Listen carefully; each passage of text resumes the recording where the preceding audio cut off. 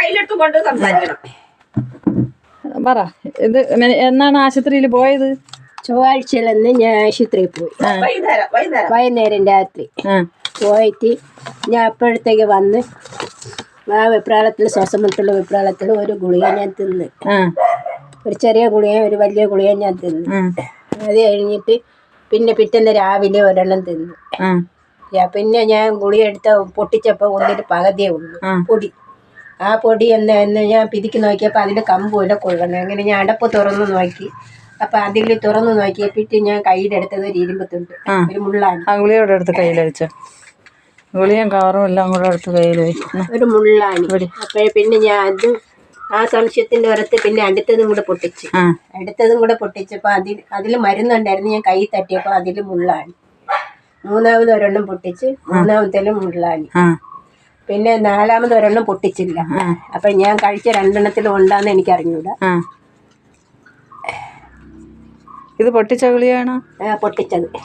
അതിന്ന് പൊട്ടിക്കാത്ത ഒരു ഗുളിയ പോയി, അതവിടെ ഇരിക്കട്ടെ. ആണി വേണമെങ്കിൽ കാണിച്ചു.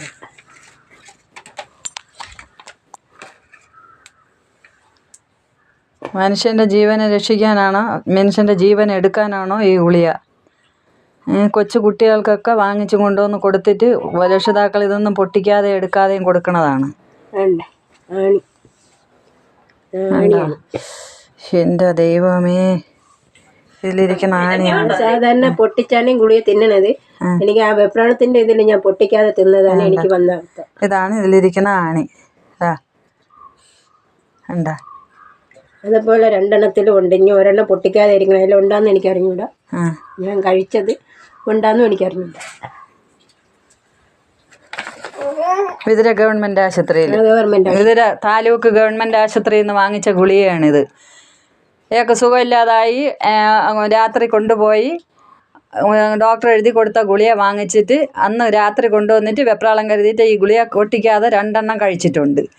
ഈ രാവിലെ കഴിച്ച് ഈ രൂപ ഗുളിക എടുത്ത് കയ്യിൽ കഴിക്കാൻ നോക്കിയപ്പോഴത്തേക്ക് അത് പിന്നെ പൊടിയും കുറവ്, അത് വളയുകയോ ഒടിയുകയോ ഒന്നും ചെയ്യാതിരിക്കുന്നതിൻ്റെ കാരണം കൊണ്ട് അതിനെ സംശയം കൊണ്ട് അതിനെ പൊട്ടിച്ചിട്ട് നോക്കിയപ്പോഴത്തേക്ക് ഒരെണ്ണത്തിനകത്ത് മുട്ട് സൂചി.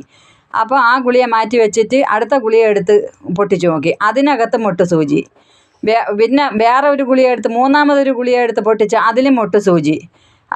ഇത് കണ്ടതിനാലാണ് എന്നെ അറിയിച്ചിട്ട് ഞാൻ ഇവിടെ വന്ന് ഈ ആളിനെ നിർത്തി ആ ഫോട്ടോയും ആ ഗുളികയുടെ കവറ്, ഇതാണ് ആ ഗുളികയുടെ കവറ്.